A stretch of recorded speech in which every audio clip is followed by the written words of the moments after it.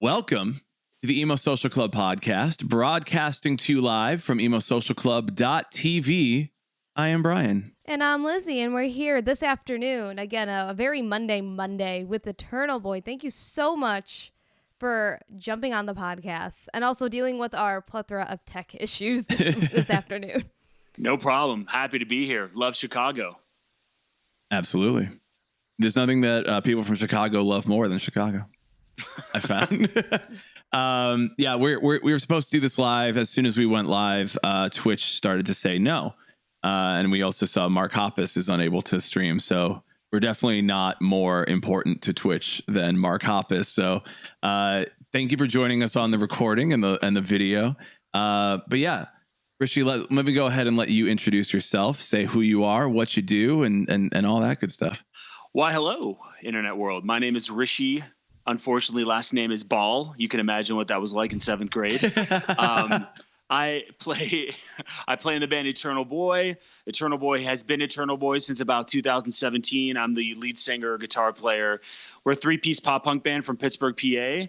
Most of the time when you say 3-piece pop punk band, everybody's brain goes towards a particular band. I'm not sure if you know them. I'm not going to name Uncle them. Trio. There you go. Oh, Chicago, right. He just named them. But so we have been playing as Eternal Boy since 2017. Prior to 2017, we were unfortunately called a band called The Space Pimps, which we changed the name as soon as we thought we could. Which we had toured a lot under the Space Pimps name, and we had a lot of label interest that at the time we're like, you have to change your name, and Little Punk Rishi said, "Fuck you, label." Am I allowed to swear? Mm-hmm. Absolutely. Okay. As much as you want. Okay, cool. And we said, "Fuck you, labels," and we kept the name. And then what do you know? 2017 rolls over, and we changed the name. We have a new album that came out on Friday, April 30th, called "Bad Days Are Over." We have been, pressing hard on the world. And that's it. I also, outside of the band, I run something called Four Chord Music Festival in Pittsburgh, which is kind of a big all-day Warped Tour festival. And I also run a record label called Four Chord Music, which has released Eternal Boy's record, ironically enough. But that's what takes my time up, and stoked to be here. So you changed the name. Labels are asking you to change the name, and you're like, "No, I'm not going to do it." And then you started your own label, and then changed your name for your own label. When you put it that way, it sounds like I'm a complete moron, which is partially true. But yeah, I mean, I don't know. I was real stubborn 4 years ago. And that's fair. Didn't want to. I don't know. We had some legitimate interest, and things kind of went sour. A little outside of the name too, it went sour, and then I kind of realized, what a label does is, in 2021 or 2020 is not what a label did in 2002 in the heyday of our genre with the Drive-Thru Records and the Vagrants and the so on and so forth, right? So it's not like you have to secure this like massive distribution network when the distribution is essentially in the palm of everybody's hand. So record labels, I think, in 2021 are much more about just a marketing arm. And marketing is my forte. So I actually also have a PhD in marketing, and I'm a professor at a university here in Pittsburgh. So I figured, why not just put my money where my mouth is and see if, I could walk the talk. Absolutely. That's fantastic. Yeah, it's a lot of information at once, I know. No. I mean, like, hey, you're joining like the ranks of like Offspring and like Slipknot, who are like, "Hey, I have a PhD in this area," and it's like, nice. Somebody in Slipknot has a PhD? Yeah, I don't remember who it was, but they're like a gynecologist. Whoa. So they have a doctorate. If that Which was is in like the 1990s, crazy. You'd be like, that is the worst story about this I could ever hear. But like now you're like, oh, cool. Like he's out here. He's doing something. Yeah. And I think Dexter has like some crazy, type of like really extensive science degree, like PhD. Yeah. I don't know what kind, biology. but it's like way beyond. Yeah. Something. Yeah. There we go. Yeah, no, you're in I know, good company. I guess, and I know lead singer Bad Religion is I think has a PhD in sociology or anthropology, but it's more like the reason why I got mine was much more out of necessity. It was like, well, what can I do while still like being in a band full time and still like do the things I want to do and like have some, 4 months off a year and, be able to tour 4 months, 5 months out of the year, but still come home and not run into the problem that every single band at our level runs into, which is you come home and you're broke. So we all kind of strategically figured that out, where we got jobs that we thought were, more conducive to like a touring lifestyle. And I just said, it's not like I'm like extra smart. It's just, I'm just like really annoying. So I think I just ended up getting it just because I was that. Wow. I like the way you put that. Yeah. It's, we talk a lot on this podcast about labels and that, because we talk with a lot of independent artists and we talk a lot of people who've started their own stuff. And it's like, yeah, really a label is like, I think the old days it was labels are a bank and labels just give you the money to do the things that you want to do. And now I do feel like that is mostly marketing. It's mostly like having connections and having marketing and stuff. And so if you have somebody in the band who can do it, you're going to be much better off than if you're looking for somebody else to do the same thing.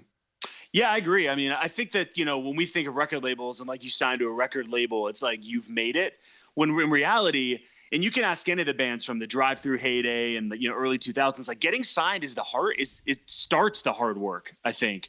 And I think that nowadays, I mean, like obviously, Four Chord Music has Eternal Boy. I also have 3-4 other bands that I work with, but I think that what ends up happening, unfortunately, in 2021 is we get what I call these chop shops, these record labels that essentially, have sign 50 bands a year. They don't pay for anything for the band. If one of them ends up hitting, then they look good, like they're a legitimate label. And you have to be really weary. Four Chord Music, though making the money back becomes very hard. We fund every single band still. We pay for all the recording. We pay for all the distro, all the manufacturing. There's a tour support budget for if they land a particular tour. So we do it the right way, but the margins are very small, if at all, with some of these smaller bands. But it's still a challenge. I love challenges. I work with a band from Canada called Fortune Cove. I think that they used to be a band called Harbor. They changed the name too. I don't know what the hell this theme is of changing names, but they're a really, really, really amazing band. But, they changed their name and all of their fan base from Harbor had no idea they changed their name.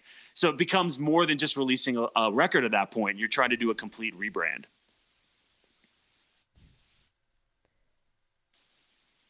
I think it's like really crazy the fact that if you were to change over a band name, you would usually be like, "Hey guys, guess what? I know that one of our friends of the pod, McKenna, they actually just posted saying that they have to change their band name because they ran into some legality issues apparently with it." So, and I haven't heard much an update from that. So I feel like that's still something that's pretty prevalent, whether it's for that reason or if they're just like, hey, I want to transition over to whatever else for whatever the reason. But you definitely have to like think ahead with it. Otherwise, you're going to lose your entire fan base, which, even a simple like post on socials could be like, hey guys, we're doing this. But if you just switch it over, people are going to be like, who's this band? Is this is this from that random dude who sent me a friend request on Facebook, said, like my band, please? That's actually a really good point. And I mean, that's a really good point. And I do some consulting on the side too with marketing. And I'm like the rebrand specialist is what they call, but was what I call myself, I guess. And when we changed the band name, so the last Space Pimps record was called Eternal Boy. So there's a bit of a paper trail, right? There's some breadcrumbs that lead back, so people that hear Eternal Boy, they would know that maybe that refers to the Space Pimps. So, we, Lizzie, this is a funny thing that I was going to message you yesterday about. We just got followed by a band on Instagram that has the exact same name as the band that I started in high school. Oh no! And I was like, wait, how do you feel about that? Oh, it's so weird. It's like, I talk a lot about how I look at Christopher Mintz-Plasse, McLovin, and I'm like, he's living my life because we look the exact same. And I'm like, now I'm... Thank you. And now I'm looking at this band that's called my band name from high school, and I'm like, are they living my band? Like, is that who we were supposed to be? They are much younger and honestly, like 10 times better than we ever were. So like, good on them. What's the name of the band? Project Mercury. Yeah, that is pretty specific, unless that's like some sort of like some like spatial like trip that actually happened, and that's how they thought of it? It is. Yeah, it's a real operation. That's like our guitarist had like some interest in it, and he's like, that sounds like a really cool band name. And I was like, yeah, it is. And then this band also said that. They and I say you kind of took it from us in what would that have been, like 2002? Like, yep. You must have taken it from us. Yeah, that's funny. Thing, Brian. You have to think about it. Were they alive in 2002? I do not believe this band had conscious thoughts. They look young. They look young. Not that that's a bad thing. I'm just like, I was looking at it a little bit like, you kids don't know how hard I had it with that band name. You got to get off my lawn. You're taking my band name. It's like, no, old man, shut up. Like, stop, turn off Instagram. Like, stop looking at it. I just thought it was really funny. So did you guys both grow up in like the heyday to early 2000s, mid 2000s, pop punk emo? No, I was mostly me. Like we were playing A Day to Remember's Homecoming on a stream recently, and we looked up what like the year it came out, and I think it was like 2007, 2006 maybe, if I'm remembering correctly. Mm-hmm. And I remember like that being like a seminal like high school record for me, and I'm like, nope, I was a sophomore in college when that came out. And so it's like, all these records, like even Riot came out the year after I graduated high school. So I'm looking at like all of these like original, the big records when they were all like TRL and right to the top of Billboard, because I looked at that at the time and I was like, oh shit, like I was in college. I wasn't in high school at all. I think you and I was like, yeah, you guys are I was like in middle school sneaking listening to it at my like friend's house because we went to Catholic school, and they're like, oh my God, Haley Williams said whore. Can you believe? And we were like, just like middle school girls, and like, oh my God, it's so edgy and cool. Oh yeah, dude. I remember. I was in middle school when like, I'm trying to think. I think that you and I are closer in age. I mean, 06, like graduated high school. Like that kind of world. But I grew up. We absolutely, my friends and I went to a really strict private high school in Western PA. Ooh. And like there was maybe 2 people that listened to punk rock. And we were the kings of Drive-Thru Records, my friends and I. And then essentially who we met in like the scene. But Drive-Thru Records was essentially our Bible. The starting lines, Phoenix TX, RX Bandits, Newfound Glory. That whole world shook my world to the core. And a funny story, Richard Rhines and Stephanie Rhines were the creators of Drive-Thru Records, their brother and sister. And about 3 years ago, when I started the record label, I actually approached Richard Rhines to see if I could buy the whole back catalog of Drive-Thru Records from him. Ooh. Knowing it would be 7 figures, right? And knowing I didn't have that money. Sure. But I'm really good at talking, so I thought maybe I could somehow swindle my way in. Yeah, so he responded and told me to fuck off. That was the end of the line. So didn't end up getting my gold mine of the Drive-Thru Records back catalog. And also there's so many legalities, like because Drive-Thru ended up being picked up by MCA. So who really owns that catalog? There was a lot of ambiguity from it. But that whole Riot and like Paramore shit was kind of like after that, which of course I love Paramore, who doesn't love Paramore? But my friends and I were much more into that like, pop punk, Drive-Thru Records era type shit. Yeah. There's definitely that difference of the emo scene and the pop punk scene back in that day, which I think is much more like integrated now. As we've gone over the years, it's much more like connected. But at that time, it was very like I have a very hard time separating like Paramore from pop punk. But I am like, yeah, there was definitely like a sound difference and the scene was different. And like labels like Drive-Thru were signing more like pop punk ended emo, or like, starting line with sad lyrics but faster chords. And then there was like the Paramores and the My Chems, where it's like, I don't know, hard to describe like not 4 chords, because it is 4 chords on it, but it's like, it's a different style, I guess. That's a really good point. That is a really good point, and you need to pat yourself on the back for that point right there. Thank you. There was a huge there was a huge isolation between pop punk and emo then that I don't think that people understand. Like I'm looking like on Instagram, people are following the band and it's like this, some emo, icon type Instagram page where they're posting videos of like iconic emo bands. And it's like My Chem, Blink, Newfound. I'm like, do you understand that in 2006, if those two ever cross paths, it'd be like the Ghostbusters when you cross paths, like something would explode, you know? And emo was a curse word to pop punk, and pop punk was a curse word to emo kids. And now it's the same, and I love it. I love we live in the same space. Yeah, we always get this like, you know, the people who are like, it's not real emo unless it's this. And it's like, dude, if you were at Warped Tour, you're probably an emo scene band. Like, that's just what it is now. Definitely, 100%. So who were your integral bands? Like, who are the bands that like, I'm doing this podcast because of these two bands? Who are they? My Chem, Panic at the Disco, Fall Out Boy, Paramore, I think is our top 4. Yeah, I would say probably Fall Out Boy, and then me always championing Jonas Brothers, their first 3 albums, saying that they're a pop punk band, and dying by that statement. Because you're wearing a Distillers t-shirt. That's not emo. Yeah, I fucking love it. Oh no, it's punk. I mean, in high school, I actually when I was in high school, I was really into like the Hollywood Undead and like Evanescence and Fall Out Boy and like My Chem. Like that was like my main listening room, and Jonas Brothers obviously. But I was like, oh, I will learn more about punk music because I was like, oh, I'm straight edge. Let me like learn more about this so I understand what I'm listening to more. So I would like read like anthologies and such like that. And then I found out about the Distillers, and I like got hooked on them when I was in high school. I actually flew out to Shaky Knees down in Georgia that year they came back because that was like one of their closer shows for me. So I went down that music festival mainly only to see the Distillers. Wow. I've seen the Distillers so many times at Warped Tour back in like 05, 06. That was a Tim Armstrong discovered band, I believe.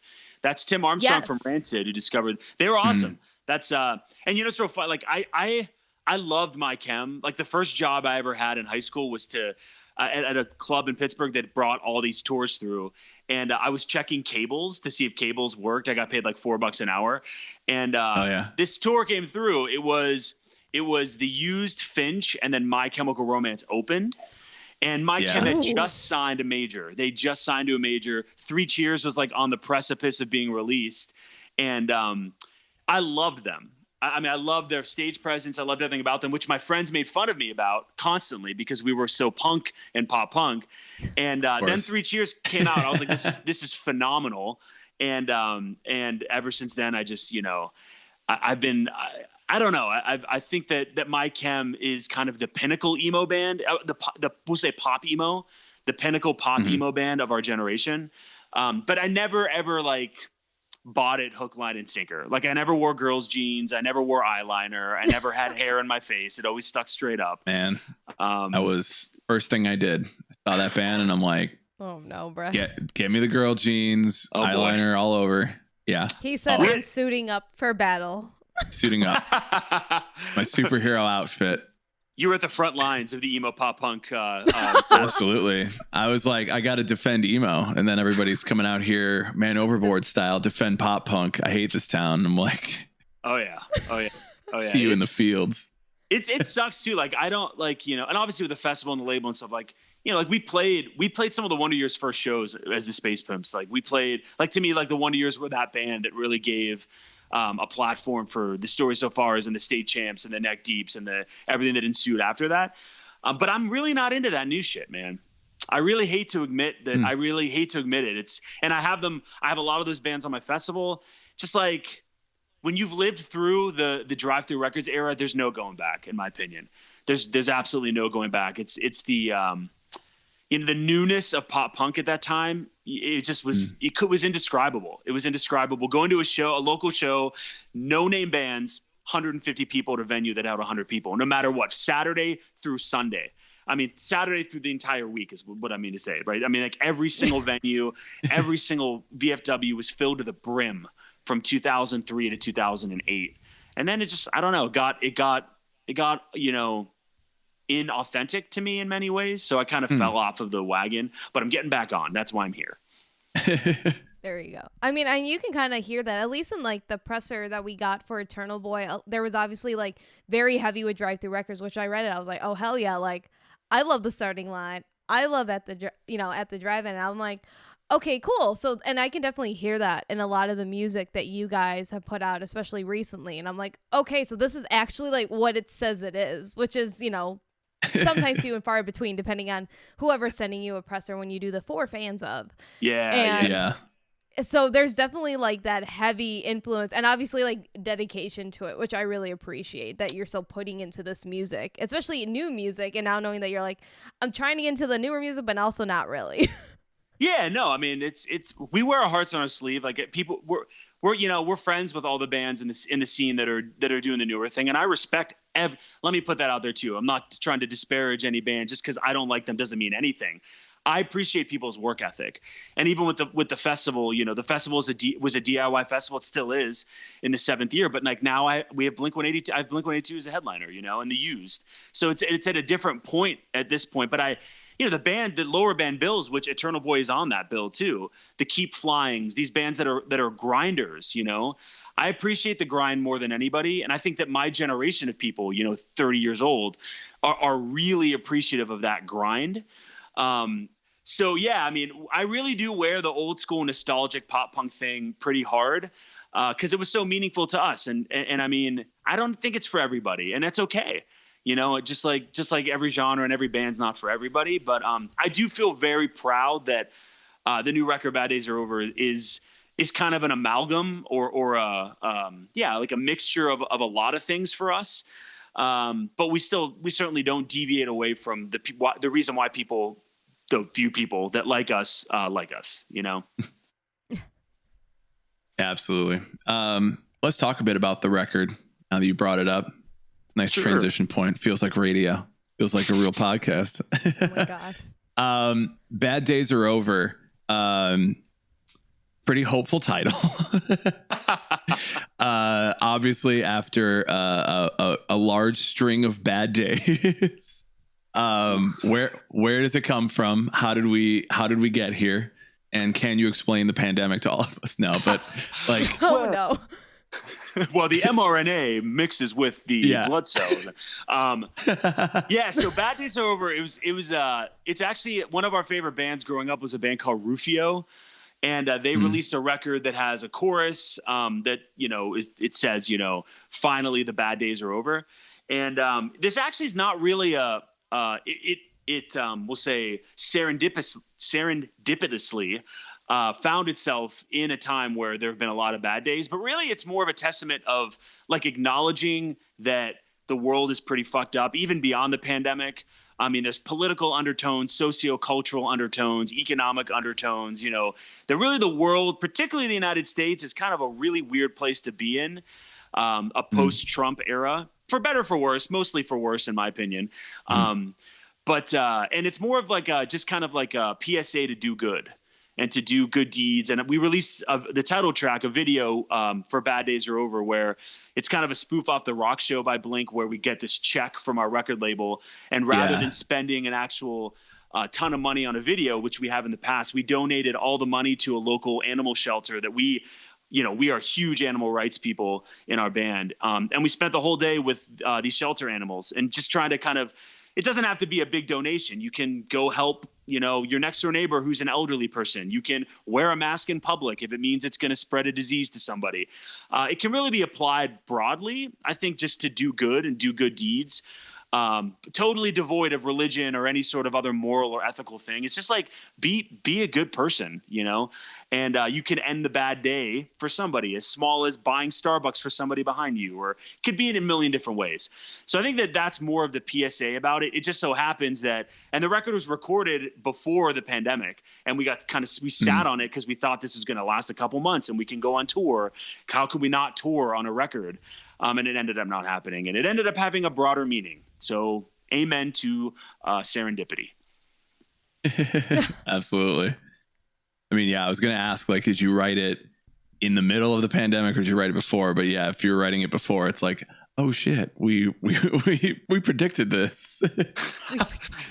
Nostradamus. People are going to want to feel good after all this stuff. I think that's true. I think that's true, and I try to stay positive about it, because even with the festival, I've had to move it 2 times. I'm moving it. Well, now I announced it, but I've had to move it once, and now I'm moving it again to September from July. It just feels like we're all due for something cool. I don't know. Mm-hmm. I agree. Yeah. So with your kind of announcement here, moving the Four Chord Festival, when are you expecting to have it in September? And how do you feel like just with having different precautions? Because I know out here in Chicago, they effective immediately as of like last week, they were trying to open up and have more festivals and indoor music venues with capacity restrictions, obviously. And there's still a lot of different things happening. And I know our governor also just said, hey guys, we're actually going to go back and put more restrictions on things because we have rising rates. So there's a lot of conflicting things here with like us even possibly having Riot Fest in September. So how do you feel about these different precautions that you'll end up having to probably take into consideration going into September?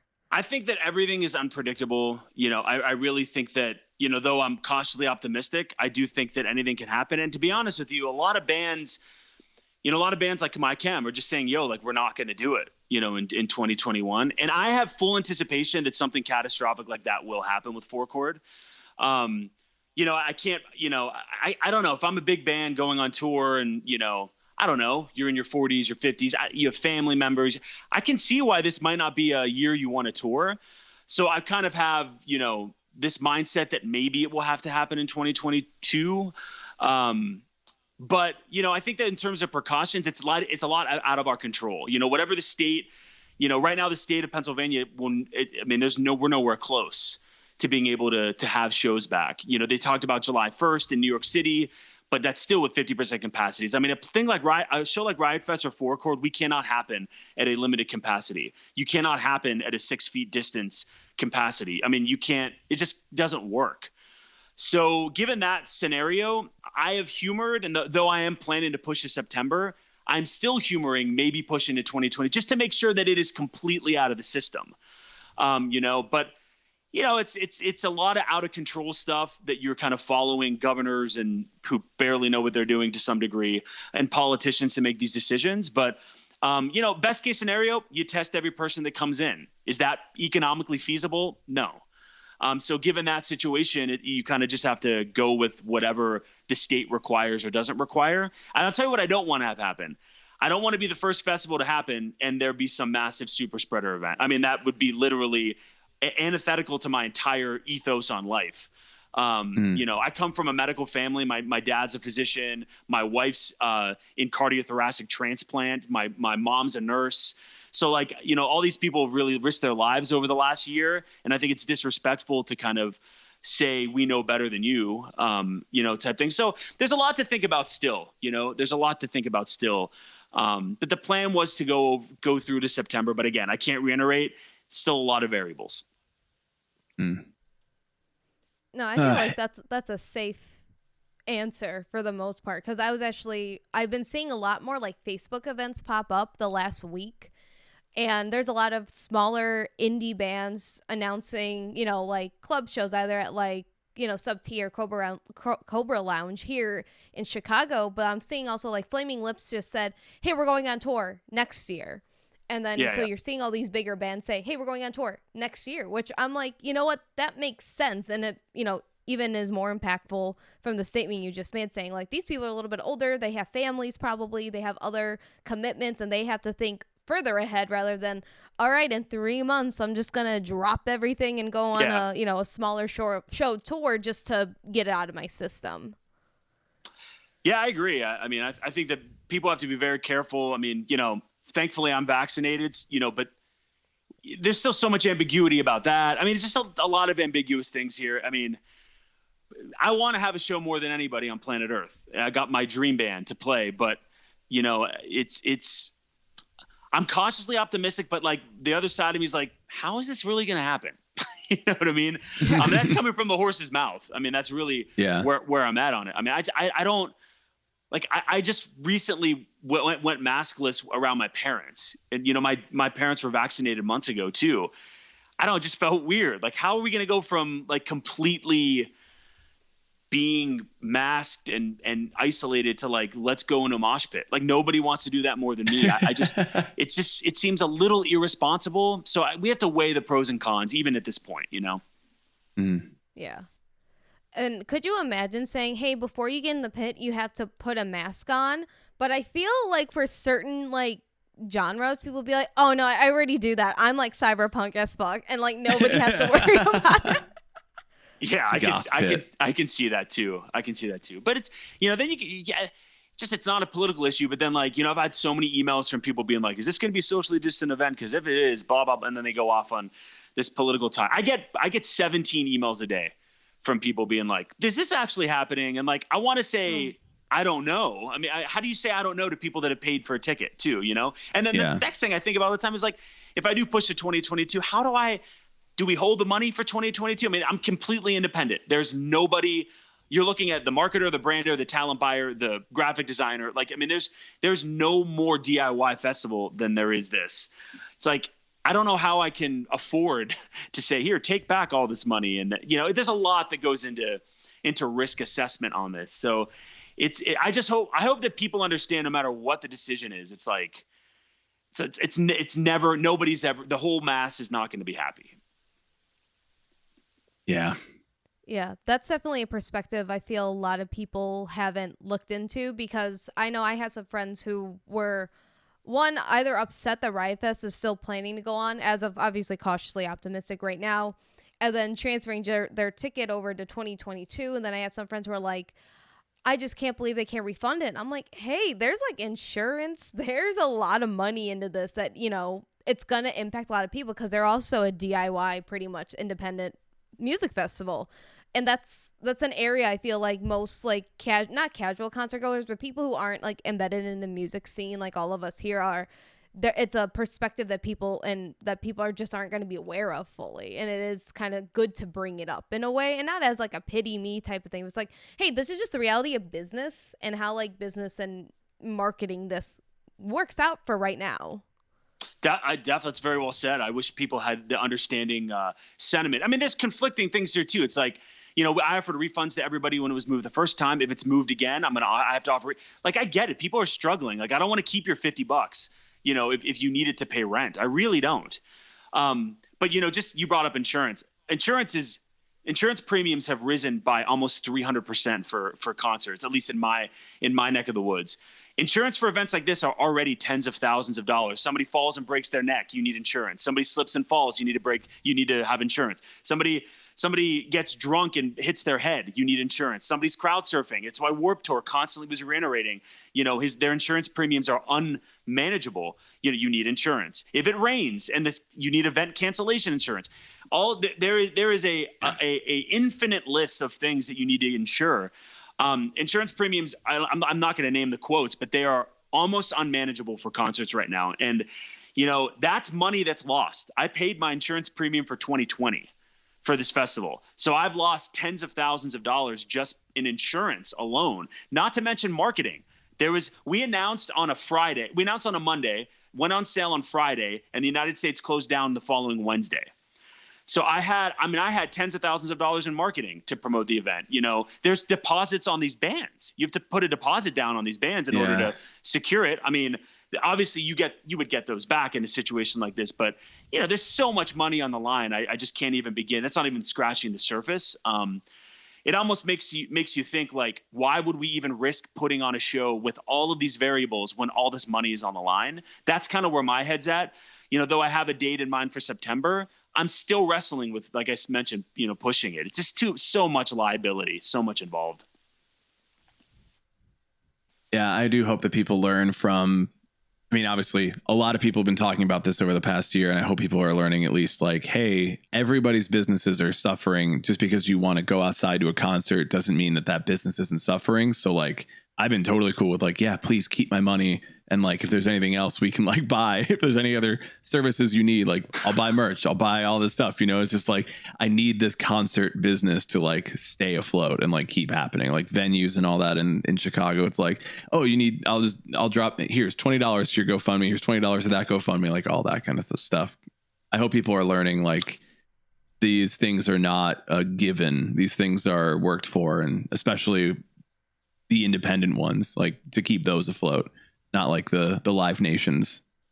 Oh yeah, Live Nations will be fine. They'll be great. They'll be golden. Don't worry. 90% of your tours will happen. Live Nation will come and save the day. But yeah, I mean, I appreciate that. You know, the problem is that there's just not much people can really do to, you know, help is appreciated. The only way to help is to buy a ticket to the show and to hold on to it. You know, it's just so much ambiguity. It's just so tough. I of course that had happened the year I got Blink. Just like my luck.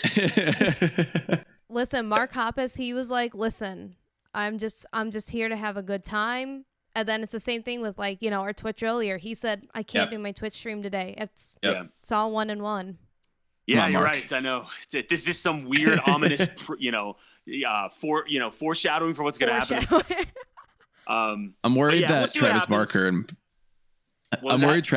and Mark Hoppus are running way too much of the music industry right now. That's actually a really good point. That's a really good point. But yeah, we'll see what happens. I don't know, man. It's very, very, just ominous is the best word. We'll see what happens. It's like a tornado coming. Is it going to land on your house, or are you going to be able to sideswipe it? You know, we'll see. Yeah. I saw that you guys did a live stream album release show, which is awesome that you guys kind of like were able to step up and be able to make that happen for your fans and audience. How did that kind of come to fruition? Because I know there's a lot of other bands who are kind of like, I wish we could have done something like this. And we've had some other friends of the pod who have kind of done similar events or done like mini like music festivals on like Twitch and everything. So when you guys were brainstorming doing this album release, was this like the very first or foremost thought, or was it something that just kind of was like, maybe we should just try and see what happens? Yeah, I mean, we did a live stream for like the year or two anniversary of our previous record, Awkward Phase, and we did that in August of last year. We had to push it. It was supposed to be on the date that the actual album came out 2 years prior, but we had somebody in the crew where we were filming it had COVID, so we pushed it. But so we just want, I mean, without being able to tour, it's like we have to be in content overload, you know. So it's not like we made any money off doing a live stream. A lot of the people that like us enjoyed it, and it was, you know, we were able to pull off a pretty high production for a band of our level, like a higher production live stream. We weren't like, we got to do it, but like we do an album release show of every album we've ever done in our hometown, which is kind of like our bread and butter. Like the East Coast is kind of our bread and butter for touring. So it just kind of derived out of that, push more records. You know, this is a huge week because the Billboard numbers are this is like where you submit your Billboard numbers and then they come out like at the end of the week, you find out like how it did. So we thought maybe it would help boost people's kind of attention towards the record. So it wasn't like planned, but it was kind of like we've always done it. So we might as well try something for this now, given the situation. It looked really good. I'm going to say that because I've seen a lot of bands do it and it doesn't look that good, or like, I think it's very hard to put it on. I think it's very hard to put up like a show in a space, right? Like not just like I'm sitting in my living room with an acoustic. Like you had the full band there, you've got everybody performing, you've got multiple cameras. I'm like, this looks good. This is put together, and like being live streamed rather than like a pre-recorded one. Like I know Under Oath was doing like pre-recorded, like it's a live stream, but really it's like we filmed this and then it was edited and we put it up like that. So to do it all live, I was like, damn, this is good. This is actually like really good to watch. It's fun to watch. Like you're enjoying like the actual, like it's not live like concert feel, but it's live like interacting and like hearing the music and enjoying it that way. So props. How did you get it to be so good? We totally. So yeah. Well, I appreciate it. First of all, I mean, so the sound and lighting company that I use to do Four Chord every year is this kind of really high tech company called Here Corp, and they provided during the pandemic the option to do something like this, and they're whizzes. I mean, at it. I mean, really, you know, they dealt with all the streaming capabilities and the bandwidth and the multiple camera stuff. So we essentially just paid them. They have a live space that used to be a church that with pipe and drape, they made it look like the most crazy cool, you know, type situation and show and vibe. And then just put up high pro lighting and, you know, it was mixed in a mixing room, like on an SSL console, which is like what we record records on. And so they made it sound good. But yeah, the Under Oath stuff, like that was completely edited. That was sound replaced. That was auto-tuned. That was like ours was much more raw, it was compressed and, for live streaming purposes. But we were really happy with it. I mean, we can't ask for much more at a band of our level to get any more, high quality than that. But so essentially it was all me. I did everything. It's just it's so and we were talking a bit about this before we got on the stream, and it's weird to talk about like tech issues and all that, and like obviously we've had a lot today, but just like getting it off the ground for a lot of musicians was kind of like this. It felt insurmountable. I know there's a lot of bands who've decided we're just not going to do any live streaming stuff. We're just like, I don't want to figure it out. I don't want to make it happen. And obviously, like you said, it's content overload now. It's like this is all we have. All we have is performances for an audience through the internet or through a recording. Whatever we do, that's our interaction. So it's just interesting to see like it can be done well. It can be done very professionally. It can look good. It can be fun to do without having to record it beforehand and put it out that way. So it's just interesting. I'm glad you did it. I'm glad it's like now you can like share it around and be like, you can do this. Like, see, this is the example. Yeah, no, I agree. I think bands should really take the quality of their content seriously, particularly in 2021. Not just get a demo and record it and release it. I do think that people need to be deliberate in what they do with we were really deliberate with the album artwork too, and like the streaming, like everything's got to kind of feel like a well-oiled machine if fans in 2021 are going to take you seriously the way they should. Mm-hmm. Actually makes me think, I just saw 21 Pilots is doing a like album release thing, and they're like, we're going to make this as close to what a real album cycle and a real like album release party and what a real like concert announcement, like all this stuff, like how this would feel. We want to make it exactly like that. And then I haven't posted what that means. They're just like, we're going to do as much as we can for it. And I'm like really curious how you translate all of those experiences together into like, I'm assuming this means they're not doing any in-person touring this year.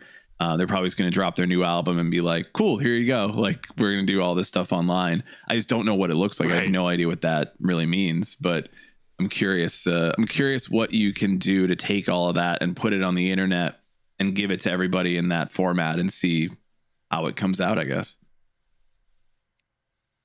Really have no idea though. Yeah. I don't know. I mean, I know, particularly with a band like them. I mean, with such massive amounts of expectations from their labels and stakeholders and so on. Like, I mean, it's got to be even next level for them. I mean, it's got to be next level, whatever the content they're generating is. So, but do what you can with the resources you have.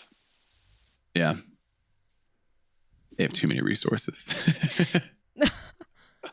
For two guys, you've got like all this like intense shit, and I'm like just watching it and I'm like, I want that. Yeah. I want their whole music video set, and I'm like, I don't even know, like for the podcast, I don't know what I do with it. I you have no idea what anyone would do with it. We just have it and be like, what is this? Lizzie and I interviewing you from the set of the latest 21 Pilots music video. Yeah.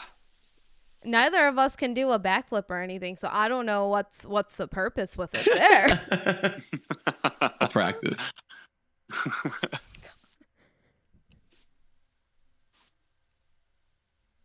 Lizzie.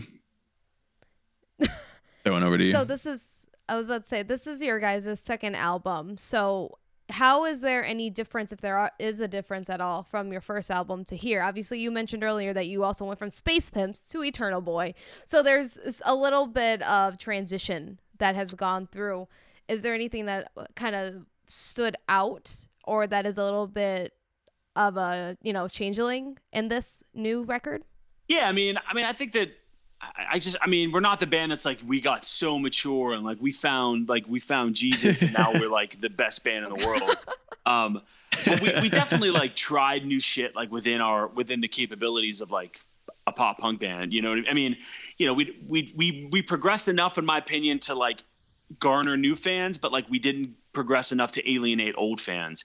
And I think that, like we used like some synth stuff in this one. We had, fake drums. We played around with much more mid-tempo stuff. And I think that, there's an acoustic track on there with, there's a cello rock band from Western Pennsylvania called Cello Fury that wrote, Interesting. I know, they're really cool, really, really not what you'd expect. And they kind of wrote an accompanying cello part to it. We wrote it about, there was a shooting in Pittsburgh at a synagogue called at the Tree of Life Synagogue in Pittsburgh. Yeah. And we wrote that song for that. And then we released it when it happened and raised money for the families of the victims. And then we kind of just re-released it on this record. So we kind of came together and did that. I mean, that's a much, much different, pivot for us, so to speak. I mean, it's not what you would ever expect from us, but it's still got the emotion that we would normally have. So we kind of moved in that direction, but I take pride in not trying to reinvent the wheel. I really, really don't. I mean, we're influenced by things and we kind of try to press the genre for what it can offer us. But, we're not trying to be, for better or for worse, we're not trying to be 21 Pilots, and we're not trying to be a band that's cutting edge, and they deserve all the credit they have. I mean, they really, and those dudes were in punk outfits before that and did punk stuff before. But we're not that band right now. And, I think that I'm okay with that. I'm okay with that. I love how you say, like, because there's so many bands. I remember in AP, they'd be interviewed for their second record, and it's like, yeah, we've grown a lot since the last record, and we're so mature. And then it's like, you just added synths into it. Like, that's all you did. I didn't know synths and lo-fi bedroom pop was maturing. Yeah. And the adult version of things. It's like, that's what everyone did. And that's what everyone said in the interviews. And I'm always like, but this is just the same thing. Like, there are bands like Every Time I Die comes to mind, where like they never have really changed. They've like you said, they've like pushed the limits of what it is, what the genre is. They are a hardcore band, and they're like, we're going to do some different stuff within that. And we might add little bits and pieces here of different genres or different things like that to push the boundaries. But we are what we are, and we're going to be that as long as this band exists. And it's like being able to do those two kinds of things where you're like advancing the genre, but also sticking very true to like what you're doing before is like, it's a line there. You got to straddle, I guess. Yeah, no, I agree with that mentality. Every Time I Die is a great exemplar of doing what they do and do it well. I've always had the advice from people, both professionally, musically, like, if you're going to do something, do it the best you can do within that construct, like I'm a college professor. Like, I want to be the best college professor I can be. I'm a music festival operator. I want to be the best music festival operator I can do within my confines. I'm in a pop punk band. Like, do I want to push limits and boundaries? Yeah. But I also love pop punk, and I love punk music, and I love pop music. It's like, that's what I want to listen to. That's what I want to write. But yeah, I do appreciate bands that press those limits. I think Blink did a great job with their self-titled, untitled record after Take Off Your Pants and Jacket, which is like a Paramount record. They went and pivoted. They did a great job. Are we gonna ever do something like that? Not on this record, at least. But I do appreciate bands that stick to what they do well, but still you got to push the limits, no matter how it is. I do think you have to do that. So the A Day to Remember country record is like your farther down the line, I guess. Yeah, no, it's much farther down the line. I do songwriting, and I do some songwriting for country artists, but that's a whole other world. You know what I mean? That's a whole other world, because everyone always says like all the old pop punk bands that did their thing and broke up, they're all in country now. All of them. Yeah. All of them do country, because country music is just pop punk songs stripped down, writing about John Deere tractors and cowboy boots. I'm saying Taylor Swift and Jonas Brothers were pop punk before this, and like we can learn a lot from like the pop bands that had pop punk influences and the country bands that had pop punk influences, and they're making their money, and good for them. Definitely. All the credit to them for that. Yeah, I think a lot of people are like, Finn McKenty is somebody we watch a lot, and he was kind of commenting about like maybe A Day to Remember just said we've already done everything we've done in this. So like, let's do something else in this that we haven't done anything with. And like, maybe we can see how big A Day to Remember can get all together. What if we did like a country record as A Day to Remember? And I think people like it's this very weird thing where it's like you can kind of do whatever you want, even just stay, doing the same sort of thing that you've always liked. And I do think that like fans tend to stick around much longer if you're like kind of sticking to your roots and sticking to who you are, branching out a little bit and not going straight up. We're releasing a country record, even though we used to be this like pop punk with breakdowns band.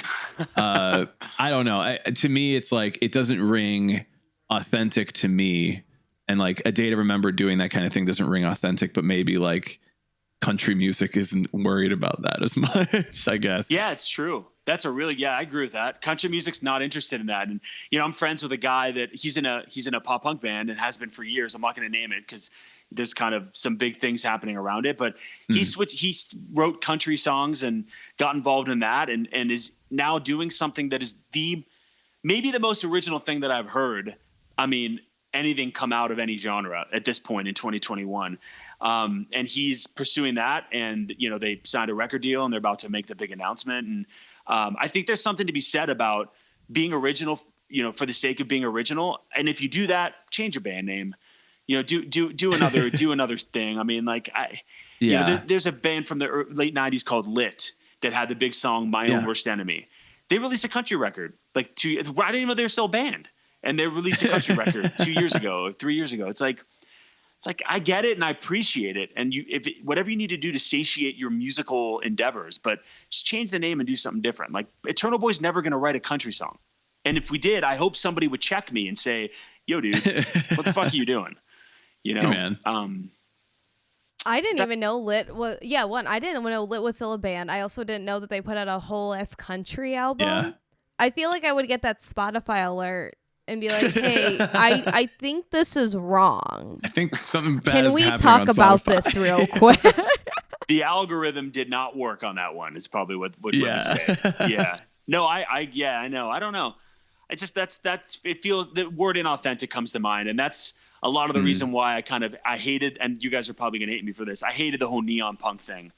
Like in 2008, 2009, like V-necks and neon colored shirts and Broken Side and Boys Like Girls. And like, it was never something that seemed authentic to me, and it didn't last long. And I think the things that last long, the New Found Glories, the Paramores, the My Chemical Romances, the Fall Out Boys, they're the ones that really, even All Time Low came out of that neon punk thing, but they found themselves while doing that, and they kind of, realized a lot about themselves, and they're innovating within themselves on every record.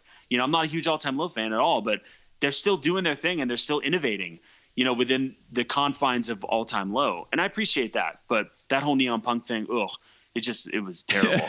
We almost got kicked off the Warped Tour one year because I was talking so much shit on Forever the Sickest Kids every day.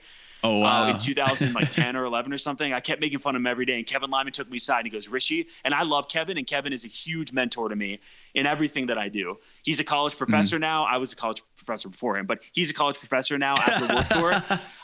But he put me aside. He goes, "Rishi," he said, very very peppy. He goes, "Rishi, love you guys." He goes, "If you keep talking shit on Forever the Sickest Kids every day, you're off the tour and you're banned for life." And I was like, done. I'm done. I won't do it anymore. I just was never my thing, that whole era, because it was inauthentic. That's why I brought it up, because you brought up that term. Yeah, very fair. I think, that was right around, like, there were a lot of bands coming out of that. Like you mentioned a lot. I'm like, I like one song by them. Even now, like All Time Low is like Dear Maria, Poppin' Champagne, like I'm good with. And then it's like, I'm personally not a big fan of All Time Low, so I'm struggling to find other ones. And then now they have their like big resurgence, like they're probably the biggest they've ever been in their career now, and it's like this is wild that this stuff will come back around. People are now trying to say like technically Broken Side and Millionaires were ahead of their time because now we're doing a lot of stuff that is like that. And I think there's a lot of that like cyclical nature, but I also think at the time, like we were saying, the scene just wasn't ready to integrate everything together. It was still like there is this and there is this and there is authentic and there's inauthentic. And I think, I definitely see what you're saying. Like at the time I remember people were making a lot of fun of Broken Side, and like there was an article by Every Time I Die's singer Keith Buckley where he's like, I was found watching this and somebody was like, "Oh, I didn't know you like this band." And he's like, "Am I hate watching right now? Like I'm hate watching this band." And they are like assuming that I like this band. And he like he kind of like analyzed himself, and he's like, why am I hate watching this? Why am I'm trying to give credit to it in a way, but I'm also like trying to hate on it by giving it credit. And I think like a lot has come out of that, and we can understand like we like what we like and we don't like what we don't like, and it doesn't resonate with us. But the music scene has never been more like integrated with itself, and like more and more people are taking from other people, and communities are growing larger and larger. And it's kind of that different feeling now than it was at the time. And that separation is not as much there as pop punk and emo came together, and then everything else came together, and now A Day to Remember is doing country, and it all is coming back around. That's really, yeah, it's really funny. I think that a lot of those bands, though, in that neon punk era, like the Broken Side world, and I really can't even name one outside of Broken Side, to be honest, but they also got, that's fair. They also kind of like, how do I say, they kind of got in trouble a lot for harassment and sexual things. And you know, that's another thing actually that I just did a podcast where we talked about the masculinity of pop punk. And that's something I really don't back. You know, back in the day, I remember like being young and like thinking it was okay to use certain terminology to describe, you know, females or, you know, this or that. And, you know, I think that whole world where like pop punk like became this whole thing where you write songs about how girls are awful and they should die because they broke my heart. It's like that whole world to me, looking back, is a huge shameful part of pop punk. And for a lot of bands, but a lot of bands that I grew up loving, I think that's something that, you know, I look back on and I cringe, you know, in many ways. There's things that I probably said when I was 17 or 16 that I cringe at now at 30, where I can't even, you know, I can't understand it. And I don't want to ever go backwards. And I just feel like that neon scene was kind of riding the wave of that. Even you see shit like with Jesse Lacey from Brand New and you know, all of these other bands from even back in the day, like there wasn't even a platform then for people to even say anything that had happened. Like how much shit actually happened that we don't even know about. And I do, you know, I don't, you know, not to bring up, it's very controversial. I don't mean to, you know, bring it up, but it's something that reminds me of the neon punk era in particular. It reminds me, cause I remember Broken Side were like notorious for shit like that. Then what was it, like Front Porch Step or something like that? Some guy I remember we were on Warped Tour the year that Kevin let him come back to play a couple shows. I mean, that there was like protests and like all sorts of shit. I mean, you know, I don't believe in canceling everybody, but I think that there is a level of right and wrong where, you know, there's some things that are unforgivable and some things that are, but that whole world to me was something that I still kind of feel kind of icky about, like about pop punk. You're writing about a significant other for breaking your heart, and not just saying it, but like telling them they should drink poison and do like just crazy shit that ended up coming from that. Yeah. Oh yeah, there's still a lot of like discussions nowadays where people look back and they're like analyzing all of it too. And like you said, there's a lot of podcasts out there that talk about it. And there's some bands I think nowadays that still kind of do that, because usually what I've noticed is that they're younger and they're like just getting into it and they're like, oh, this is like the formulaic, you know, equation you're supposed to go with to make like a successful pop punk song. But nowadays it's a little bit more open and you're talking about, you know, different aspects of things and you're not, you know, going in on it. But when it comes to, you know, kind of saying these like really terrible, crazy things, you know, I think it was unfortunately like just a sign of the times. Like you can't cancel everybody. Cancel culture and accountability culture, two completely different things that get like melted together so often. I think that as long as like bands kind of look back and they say, hey, what I did wasn't great, and I'm not like that anymore, because I know that there's even like people on socials who are like, I can't believe people like Fall Out Boy's first album or like Fall Out Boy in general, because all these songs that they got popular off of were of like, you know, hoping people, their ex-girlfriends would die and all this stuff. Like I couldn't even. I'm like, first of all, calm down. Like let's back it up here a little bit. But I definitely understand that this perspective, because, you know, it's seeing it kind of evolve and change and also have like the good and bad sides of it. It's something that still kind of needs to be vetted more and then also just talked about in general. Oh yeah. I think that's well said. And I mean, I look back on it and I didn't really, I don't want to say that I was naive. I don't know if I fully understood what was happening when I was 16. or 15. And like, I don't know that I definitely would never in a million years write the way that when I was 15 or 16 would write songs or whatever, but just something I have to catch myself sometimes because like I am a huge proponent of the nostalgic Drive-Thru eras pop punk, and not every band did this. I mean, writing a song about a heartbreak is literally the age-old topic of every song in the history of music. So to say that, to go from heartbreak to like shaming people, I mean, there's a huge continuum I think that it can fall under.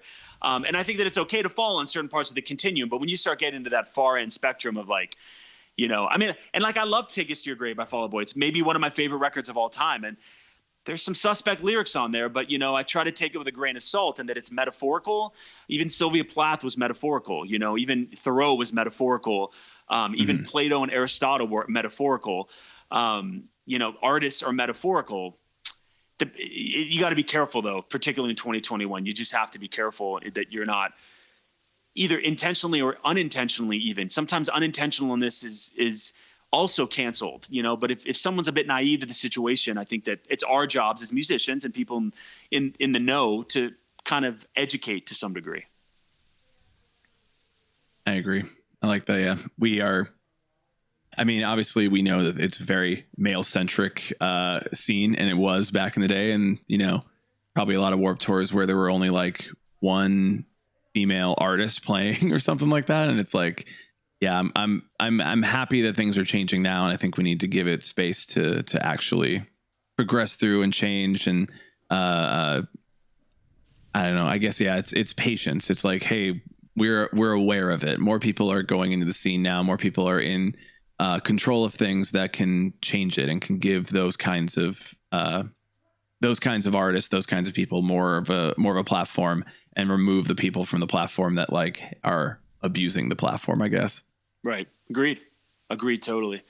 I got a bunch of emails a few years ago about Four Chord. I try every year. I put, it sucks because the landscape of the scene is still so male centric. And it makes it very hard when you're trying to find a headliner or bands that are gonna, one, you're not gonna lose your ass in terms of financially, and second of all while meeting my socio-political beliefs, which are very in tune. My mother burned bras in the 70s. My sister is a college professor in New York City that is, a feminist that I fully back, and I've learned a lot from them. It's my personal beliefs and my business beliefs need to correspond in order for me to be satisfied. But I found it very hard to find bands year after year at Four Chord to represent my socio-political beliefs. There still is only a finite amount of female fronted bands that I think, that you can pay up for and still not lose, a bunch of money on. And I'm making a point to do that. These upcoming years, I'm making a huge point to do that. I put offer in for Paramore for this year, to be honest with you. I broke NDAs, I think, there. But I put offer for Paramore. I put offers for Paris in the past. I think that there has to be, even beyond male, female, it needs to be, LGBTQ, more open to that kind of world. I try to put my money where my mouth is. It's hard at times, particularly when a lot of money is involved. But, I think we can all do better, including myself. Absolutely. Well, we recorded a little bit over an hour. I want to give you the chance to throw out some plugs. Let us know where everybody can find you, listen to the new record, if they can support Four Chord Music Festival, all that good stuff. So why don't you tell us where you are on the internet? Awesome. Cool. First of all, thank you guys very much. I really, really enjoy talking to you guys. You guys are great, great questions, informed scene veterans. That always goes a long way. Yeah. Eternal Boy is the band name. Bad Days Are Over is out now anywhere you listen to music. Everything you need to know is at eternalboymusic.com. Four Chord Music Festival is a festival that I run. Who knows what will happen with this year with Four Chord Music Festival. You can support by getting a ticket and holding on to it no matter what happens here this year. But again, thank you guys very much for having me on here. Upstanding people of the scene. I am. Well, thank you. It's the first time I've been complimented for having old age and experience and being like, oh, good. Hey, you were there. It's like, yeah, it's tiring now. Right. And also thank you for being patient with all the tech issues we've had today. Yes, I know we really appreciate it. No problem at all. Yeah, it's just one of those things of doing it in this time where you're like, the benefit is we get to actually talk to people who aren't in Chicago. Like otherwise we would have had, hey, can you drive out to Chicago and like sit in a little studio with us? And like, that'd be fun. Right. And you'd be like, nah, can we just do a video call? Yeah. So we get to talk to you because of this, and you know, for better or worse, at least we got to have you on. This was a lot of fun. Your band is great. The music is great. I literally messaged Lizzie right before we got on. I'm like, dude, this vocalist is killing it right now, though. Like the live show, and like I'm glad you mentioned that. Like there was no auto tune or like any of that before. I'm like, no, he's this singer of this pop punk band. This is not something I say often because a lot of it's very nasally, and I'm like, you know, no, his voice is good, the singing is good, is on point, the songs are good. I'm like, okay, yeah, I'm stoked for this conversation. Well, hey, when Four Chord happens, you both got to come out. I'll take care of you. You'll get the royal treatment. Just come hang. We'll be there. And thank you for not putting it on Riot Fest weekend so that we can make it. Yes, not putting well, yeah, everybody, if you're listening to this, go check it out. Go listen to the record. Go run those numbers up. Just put it on while you're doing whatever on repeat. Just run it. Millions of streams overnight, please. Let's get it going. And yeah, Rishi, thank you so much for being on the podcast. Thank you guys very much.